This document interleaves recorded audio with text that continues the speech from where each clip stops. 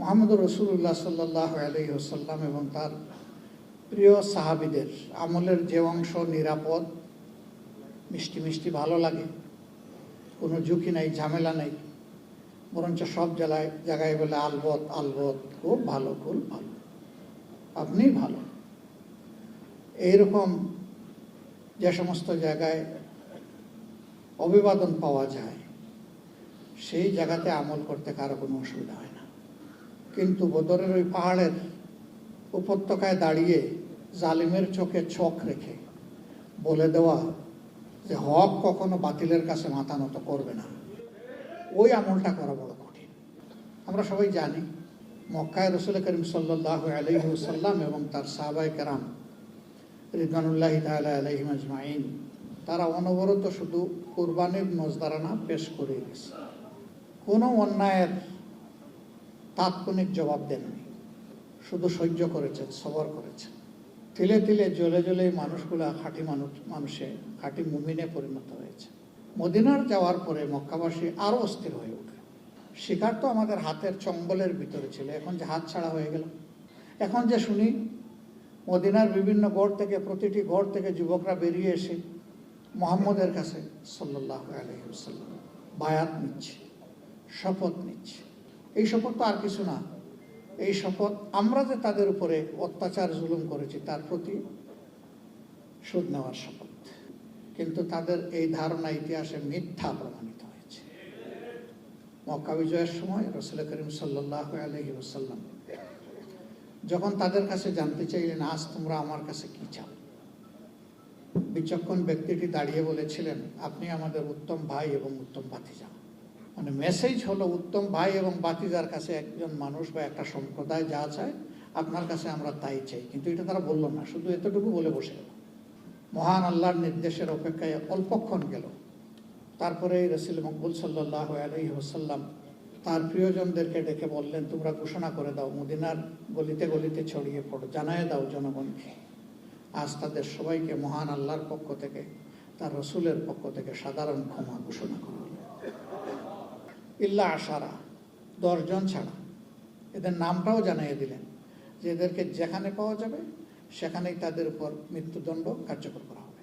এটি এ কারণে নয় যে তারা আল্লাহ রসুলকে, আল্লাহ তাআলাকে অসম্মান করেছে, গালিগালাজ করেছে, বিভিন্নভাবে কষ্ট দিয়েছে, এই জন্য নয়।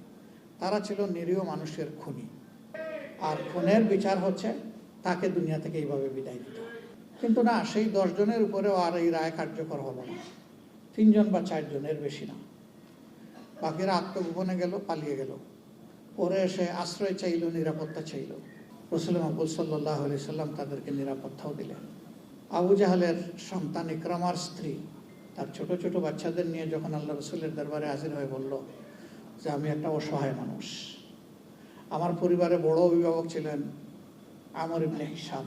আবু জাহাল তো আল্লাহ এবং মুমিনদের দেওয়া উপলব্ধি, মানে লকব। তো তিনি তো বদর যুদ্ধে নাই হয়ে গেছেন আপনার বাহিনীর হাতে। এরপরে আমার স্বামী ইকরামা জীবিত ছিল, সে তার কৃতকর্মের জন্য ভয়ে পালিয়ে চলে গেছে। আমি এখন অসহায় হিসেবে আমি কিভাবে থাকবো? আমার মতো একজন অসহায় নারীকে যদি আপনি বিবেচনায় নিয়ে আমার স্বামীকে একটু নিরাপত্তা দিতেন। রাসূল করিম সাল্লাল্লাহু আলাইহি ওয়াসাল্লাম ভাবছিলেন, হযরত সুমাইয়াকে যখন হত্যা করা হয় তখন আবু জাহেল এই নিকৃষ্ট কাজটি সমাধা করেছিল এবং তার সন্তান তার হাতে সেই অস্ত্রটা তুলে দিয়েছিল। কি করব আমি? এছাড়াও আরো অনেকগুলা খুনের ঘটনা জড়িত। কিন্তু একজন মাকে সম্মান করে, যিনি ইতিমধ্যে ঈমান এনেছেন, বায়াত এনেছেন, তিনি যেহেতু সাহায্য চাচ্ছেন, তাকে মাফ করে দিলেন এবং বললেন, যাও, তাকে নিরাপত্তা দেওয়া হবে। স্ত্রী গেলেন স্বামীকে নিয়ে আসতে, বলে, তুমি কি পাগল হইছো?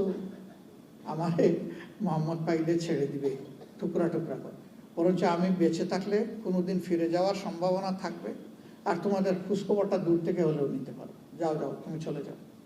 তার স্ত্রী তখন বললেন, অসম্ভব, তোমরা যাই অপবাদ দেও, জীবনে কেউ বলতে পারবে না যে মুহাম্মদ কখনো একটা মিথ্যা কথা বলেছেন। কেউ বলতে পারবে না যে তিনি কখনো কারো সাথে ওয়াদা দিয়ে তা লঙ্ঘন করেছেন। আমি বিশ্বাস করি তিনি যা বলেছেন সত্য বলেছেন এবং তোমাকে আমার সাথে যেতে হবে। যদি তুমি না যাও তাহলে আমাদের এখানে দোহারবা হয়ে যাবে। ইকরামা তখন আসতে বাধ্য হলেন, তিনি বায়াত নিলেন। কাতেবে ওহী নিযুক্ত হলেন, হাদিসের রাবি হওয়ার সৌভাগ্য অর্জন করলেন, যুদ্ধের ময়দানে মুজাহিদ হওয়ার সৌভাগ্য অর্জন করলেন, যুদ্ধের ময়দানে সেনাপতির ঝান্ডা বহন করার মর্যাদা, এবং সেই ঝান্ডা হাতে থাকা অবস্থায় তিনি শাহাদত বরণ। তাহলে মক্কাবাসী যা বলেছিল যে এই শপথ নেওয়ার মানে হচ্ছে যে এরপরে এসে রক্তের প্রতিশোধ নেওয়া, প্রমাণ হলো না, প্রতিশোধ নয়, ইসলামে ক্ষমাই হচ্ছে সবচেয়ে বড় হাতিয়ার। আজকে ইসলামের বিরুদ্ধে অনেক খারাপ ধারণা সমাজকে দেওয়া হয়। যদি ইসলামের অনুশাসন সমাজে কায়েম হয় তাহলে হাত একটাও থাকবে না, কারণ ম্যাক্সিমাম তো চুরি করে বিভিন্নভাবে, সবগুলার অন্তত এক হাত তো চলে যাবে। আর মানুষ দেখলেই বলবে ও আপনি তাইলে কামাই করেছিলেন। এরপরে যারা আরেকটা অপকর্ম করে এদের গলা উড়ে যাবে। এইভাবে পুরুষ শূন্য সমাজে পরিণত হবে। আমরা জিজ্ঞেস করতে চাই, রাসূল করিম সাল্লাল্লাহু আলাইহি ওয়াসাল্লাম এবং তার সাহাবীদের শাসন আমলে কতটা মানুষের হাত কাটা গেছিল? ইতিহাস থেকে ওরা একটু বলুক। কতজন মানুষকে তার উপর প্রতিষ্ঠিত করতে হয়েছিল, ওটা বলুক সাহস থাকলে। এর কোনো ডাটা দিতে পারবে না, কারণ হয় নাই বললেই চলে। সেই সমাজটা নৈতিক শিক্ষায় উজ্জীবিত ছিল, আল্লাহর দেওয়া ওহীর শিক্ষায় তারা পরিপূর্ণ ছিল। সেই নিয়ামত, সেই রহমত থাকার কারণে আইনটা শুধু তাদেরকে সতর্ক করে দিয়েছে। তারা কার্যত আইনকে ভয় করে নাই, তারা আল্লাহ তাআলাকে ভয় করেছে। তারা আল্লাহ তাআলাকে ভয় না করলে ওই যে মহিলা, তার এটা তো কেউ দেখে নাই, তিনি তো নিজের থেকে এসে বিচার প্রার্থী হয়েছিলেন যে আমার উপর শরীয়তের হুকুম আপনি কায়েম করুন। রাসূল করিম সাল্লাল্লাহু আলাইহি ওয়াসাল্লাম বারবার মুখ ফিরিয়ে নিয়েছিলেন, আর মহিলা ওইদিকে আবার গিয়ে বলতেছিল। কিসের ভয়ে সেটা? উনি তো কোনো পুলিশ পাঠিয়ে তাকে ধরে আনেননি। তার মনের ভয়ে যে আখেরাতে যাতে আমাকে শাস্তি পেতে না হয়, দুনিয়া আমার উপর হয়ে যাক। এইরকম যে সমাজের শিক্ষা বিস্তার লাভ করে, সেই সমাজ কখনো অপরাধী হয়ে থাকতে পারে না, সেই সমাজ সংশোধিত হয়ে যায়। এই আমলটা প্রথমে করবেন উলামায়ে কেরাম। বলবে যে আপনারা কি বেঁচে গেলেন? তাহলে না, আমরা বেঁচে যাইনি, কিন্তু আপনারা হচ্ছেন ইমামুল হাইয়া ওয়াল মাইয়া, জীবিত মানুষের ইমাম সামনে দাঁড়ান, আর আমরা মরে গেলে আপনারা জাস্ট লাশটা সামনে নিয়ে আপনারা দাঁড়ান, কিন্তু আপনাদের পিছনে আবার সবাই দাঁড়ায় যায় ইক্তেদা করার জন্য। কাজেই যিনি সামনে আসেন আমলটা তাকে শুরু করতে হবে। ইমাম আল্লাহু আকবার বলার আগে কি মুসল্লি বললে হবে? আগে ইমাম সাহেব বলবেন, তারপরে তাকে অনুসরণ করবে মুসল্লি। এখন যারা উলামায়ে কেরাম, শয়তান তাদেরকে তালাক দিয়ে চলে গেছে, তাই না? হ্যাঁ, বরঞ্চ আরো বড়টা নিয়ম দিছে যে আমার কবজায় চলে আসে তার সাথে তো আমার শক্তিশালী কাউকে দিয়ে আমার শক্তির অপচয় করার দরকার নাই। তো যে আমার কবজায় এখনো আসেনি তার কাছে যাও, ওখানে যাও, ওরে কাজ করো, কাবু করো। যদি এই বিষয়টা আমরা সামনে রাখি তাহলে আমাদের সতর্কতার মাত্রা হতে হবে সাধারণ মানুষের চেয়ে অনেক বেশি। আল্লাহর ভয় মুখের কোনো কথা নয়, এটি আমলের মাধ্যমে দেখা যায়, বোঝা যায়। এটা মুখ দিয়ে বলতে হয় না। ওই মহিলার মতো যার অন্তরে সত্যিকার অর্থে আমলের ভয় আছে, আল্লাহর ভয় আছে, সে তার আমলটা ওই রকমই করে। এই মহিলার কবর হওয়ার পরে কেউ কেউ একটু হালকা উপহাস করেছে, কোনো মানুষ দেখে নাই, এটা একটা কবিরা গুনাহ ছিল। নীরবে তওবা করে নিলে বুঝেই যাচ্ছে যে তিনি দারুণ অনুশোচনা করছেন, অনুতপ্ত। তিনি খালেস দিলে আল্লাহর দরবারে তওবা করলে আল্লাহ তাকে ক্ষমা করে দিতেন। কেউ জানতও না যে তিনি এই কাজটা করেছেন। তার কারণে এখন তিনি, তার পরিবার, তার গোষ্ঠী সবার নামে একটা টিকা লেগে গেল। রাসূল সাল্লাল্লাহু আলাইহি ওয়াসাল্লামের কানে এই কথাটা আসা মাত্রই ডাকলেন, তোমরা কি এইরকম কথা বলছিলে? তো রাসূল করিম সাল্লাল্লাহু আলাইহি ওয়াসাল্লামের সাহাবীরা তো আর সত্য আড়াল করবেন না। তারা বললেন যে আল্লাহ রাসূল, আমরা নিয়তের জায়গা থেকেই বলেছি। তিনি বললেন যে আমি তোমাদেরকে সুসংবাদ দিচ্ছি, তোমরা যদি নিশ্চিত কোনো বেহেশতি মানুষের কবর দেখে নিজের আত্মাকে পরিতৃপ্ত এবং প্রশান্ত করতে চাও, যাও ওই মহিলার কবরটা দেখে আসো। আল্লাহ তাকে কত বড় মর্যাদা দিয়েছে। আজকে আমাদের সমাজে কারো কোনো নিরাপত্তা নাই তিনটা জিনিসের। প্রথমটাই মানুষের সাথে লেগে আছে সম্মান, তারপরে তার জীবন, এরপরে তার সম্পদ। এই তিনটার কোনো নিরাপত্তা আমাদের সমাজে নেই, বিশেষ করে নারী জাতির নাই। অথচ ইসলাম পূর্ব জাহিল যুগে নারী জাতিকে তাদের কোনো অধিকারের স্বীকৃতি দেওয়া হতো না, তাদের কোনো ব্যক্তি সত্তার কোনো সক্রিয়তা ছিল না। ইসলাম এসে তাদেরকে মায়ের মর্যাদায় অধিষ্ঠিত করেছে। এই যে আমরা সবাই বসে আসছি নারী পুরুষ, কোনো বাপ এই দাবি করতে পারবে না যে আমার গর্বে এই সন্তান আমি ধারণ করেছিলাম। দুনিয়ার এমন কোনো বাপ আছে যে নিজ গর্বে সন্তান ধারণ করতে পারবে? পারবে না।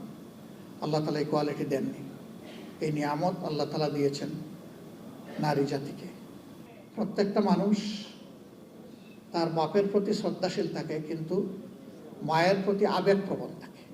এই মাকে নিয়ে অসংখ্য মানুষ কবিতা লিখেছে, উপন্যাস লিখেছে, গল্প লিখেছে, জীবনের স্মৃতিচারণ করেছে। মাকে চিঠি লিখলে মাকেই অ্যাড্রেস করে, মা আমি বাড়ি আসছি, আমি আসবো মা। বাপকে লেখা চিঠি খুব কম পাবেন।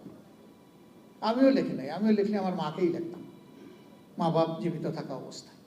একইভাবে দুনিয়ায় জন্ম নেওয়ার পরে মায়ের বুকের দুধ কোনো বাবা চেষ্টা করলেও এক ড্রপ দুধ দিতে পারবে না তার ইয়ের থেকে। এটা মা। আল্লাহ তালা পুষ্টিকর, সুস্বাদু, ভারসাম্যপূর্ণ রিজেক তার জন্য পয়দা করে দিয়েছে। এই মানুষ বড় হয়ে গোটা দুনিয়ার সব কিছুকে আল্লাহর ইচ্ছায় নিয়ন্ত্রণ করে, কিন্তু শিশুবেলা সমস্ত সৃষ্টির মধ্যে মানব শিশুটাই সবচেয়ে দুর্বল থাকে।